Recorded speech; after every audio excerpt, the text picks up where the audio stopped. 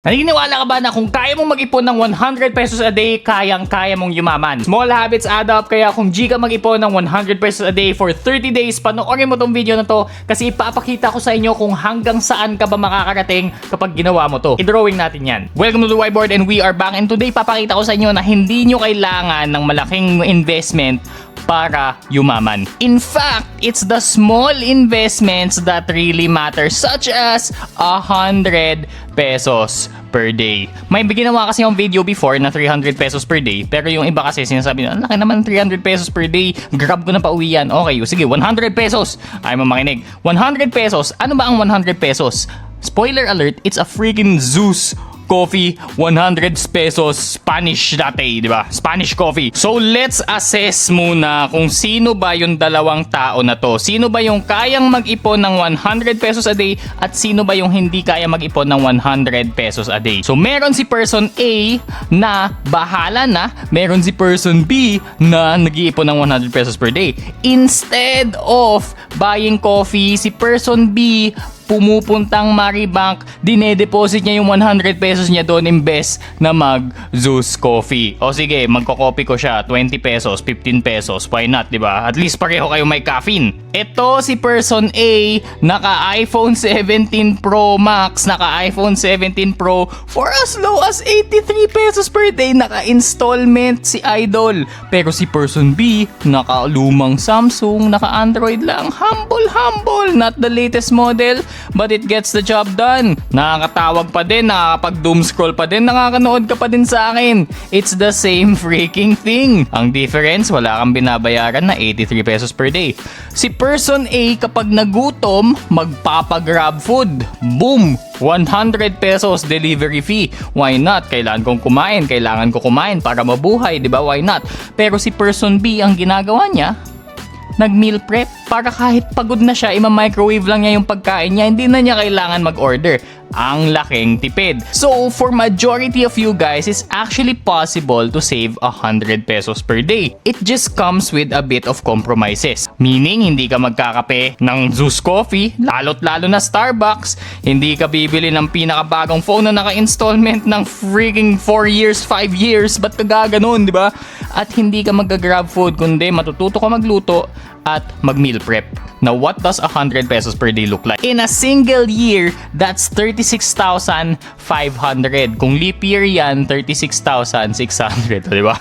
May bonus 100 ka kung leap year. Sa ano naman mabibili ng 36K? Sa kakatipid mo sa kape mo, makakapag full-on vacation ka, makakasakay ka ng eroplano, pwede kang lumabas ng bansa, pwede mag-Vietnam, Thailand, Indonesia, within Southeast Asia, kayang-kaya na yan 36K. Pwede ka pang Palawan, Cebu, kung ano man gusto mo, mag-dive ka dyan, di ba? Pakialam ko sa'yo kung anong gusto mong gawin. Wala kasi ang pera magbakasyon, wala akong pera pumuntang ibang bansa, hindi ko may experience yan. Magtipid ka kasi ng 100. Okay, again, this doesn't apply to everybody. Hindi naman lahat talaga kaya mag-ipon ng 100 realistically, pero I'm sure at least 90% ng mga manonood nitong video na to, it's in freaking investments. Kayang-kaya mo yan. Kaya mo mag-ipon ng 100 pesos per day.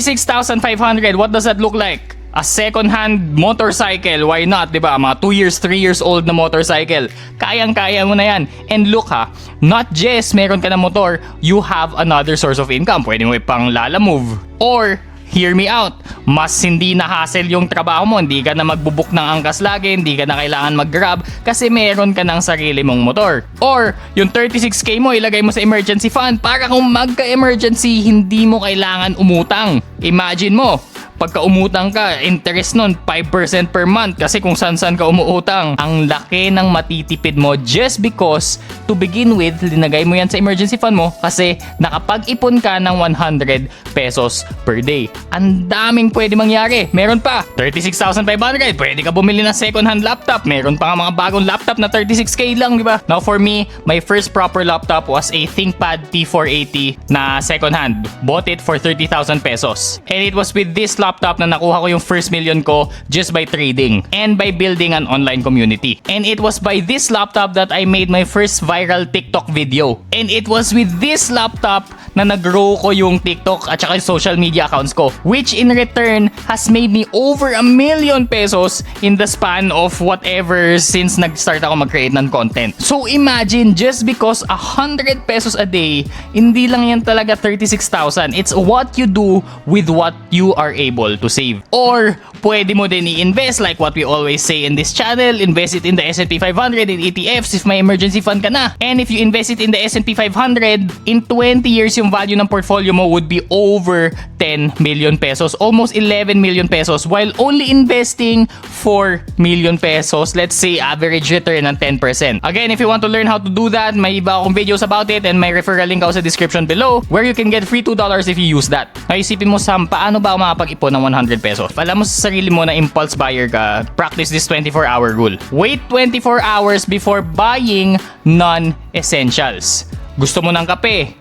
Bumili ka bukas. Stop the impulse spending kasi trust me when I say this, if magawa mo yung habit of saving 100 pesos a day, it will completely change your life. I'm sure 95% ng mga tao na manonood nito hindi nyo gagawin to, pero do it for 30 days and see how it looks like. Pagka ginawa nyo to ng 30 days, makakaipon kayo ng 3,000 pesos. Sobrang liit lang yan, pero it's not really the value of the 3,000 pesos but the practice that you make. Kasi if kaya mo mag-ipon ng 100 pesos with the current salary that you have right now, later on in your career, kapag mag-grow pa yan, mas kaya mo na mag-ipon. Let's say, kaya mo na mag-ipon ng 1,000 pesos per day and this would be 30,000 pesos instead. Now, those are just random numbers, pero trust me, it's very possible. The habit of doing this will protect you from lifestyle inflation. It will open up so many different opportunities for you to invest. May it be sa stock market, sa ETFs, or even in businesses. Isipin mo lang yan, 36,500 na may ipon mo sa isang taon, sobrang daming pwedeng puntahan yan. May it be a very nice vacation or a different business expense or a different business investment or even a personal vehicle. Now that's pretty much it, and comment down below kung ano bang bibilhin mo kung meron kang 36,500 na may ipon mo sa isang taon. Meron ka bang mga goals na gusto mong kunin? And subscribe para hindi ka mamatay na brokey.